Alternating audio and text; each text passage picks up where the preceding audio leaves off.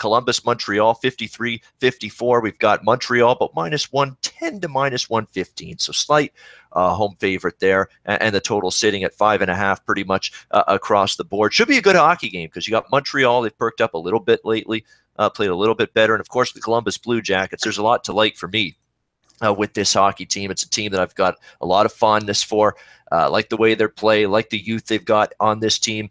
They've got a lot of players that are really good players that hardly get the accolades or the conversation talking points that other players in the league do. The Cam Atkinsons of the world stand out in that regard. Oliver Bjorkstrand, another one. Dubinsky, Brandon Dubinsky's actually been pretty nice surprise offensively lately as well for the Columbus Blue Jackets. So there's a lot to like with this team. They've got a very solid back end too, as well in terms of defensemen led by Seth Jones, very good young and continuing to improve and become a really good defenseman in this league as well for the Jackets. A lot to like. Personally, I'd look Columbus in this game. That's probably the side I'm going to look at. Still think they're the better of these two teams. It's a pretty decent price to back what I think is the better of these two teams in this hockey game. Alex B. Smith has a thought as well on the Jackets and Habs tonight. No, it's not Alex B. Smith. Sorry, it's Dana involved with Jackets and Habs here in this game. Looking at the wrong part of the screen here. Jackets and Habs for Dana. What are you looking at? Great. I got to talk. Okay. Believe it or not, guys, we got a Montreal Canadiens team that might finish that are, climbing to 500 and with a victory, they'll be at 500. I'll be at the NHL's version of 500. And just a side note too, when I see shootout losses or overtime losses, I take those and add it to the loss column because to me, it's a loss. And that really gives me a true idea of what a team's record is. But I still have a tremendous amount of confidence in the Jackets for sure. But of the two teams, I still think Montreal is kind of on that wave up a little bit. I've seen the Jackets drop 4 of the last 5 games. I've been unimpressed in each one of those starts. And maybe I'm rooting a little bit for Charlie Lindgren because he's on my fantasy team, but he's 3-1 this season with a save percentage of 960 plus. His goals against average is just over 1.20, and it's not a huge example of this year. But guys, remember, this is not the first time that Lindgren has played for the Montreal Canadiens. In fact, if you go back.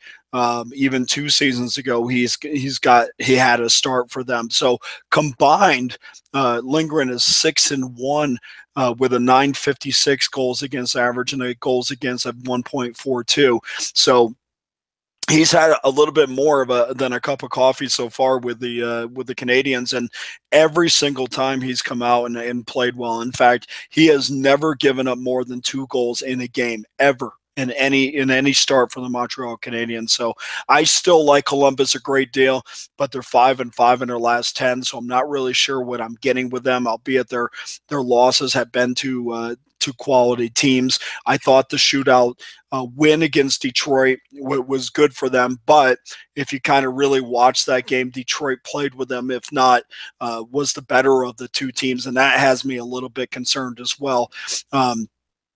And then there's no real way you should lose at home to the Hurricanes when, again, you were outplayed in that situation. So that's 2 straight games that I haven't been in love with what I've seen from Columbus. And until I see them break that trend, I have to go with the small favorite tonight. A favor in this series that the home team has won 5 out of the last 6. There you go, Montreal. I'm probably going to be on the other side, but this is not best bet for me. It's not even close to it. No. Like Columbus, to me, is a team that has legitimate struggles right now. I mean, you can't sugarcoat it. They're 1-4 in their last 5 games, and I still think they're better than Montreal.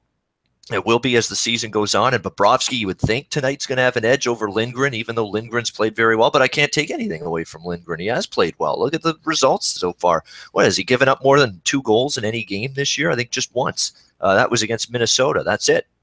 So it's been really good results for Charlie Lindgren. And who thought that? I remember we were ripping this guy's AHL results before he got this little stint in the starting cage for the Montreal Canadiens. And here he is coming in and doing a good job. It's going to be interesting to see. You know what I think I'm going to watch for is when if he's in there long enough, if Montoya and Price are out long enough that he has to face the team for the second time.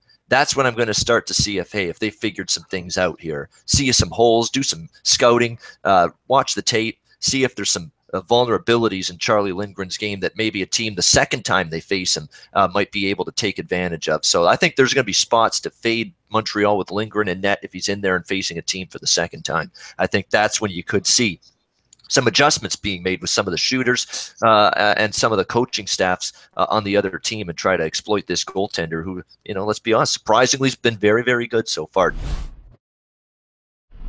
Hey guys, thanks for tuning in to our channel.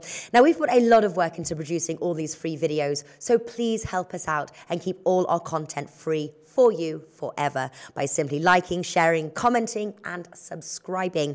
Now, not to mention, a visit to our industry-leading website will warm the hearts of all our SBR employees, especially myself. Now, the links are over there to the left, so do check those out. Thanks for watching.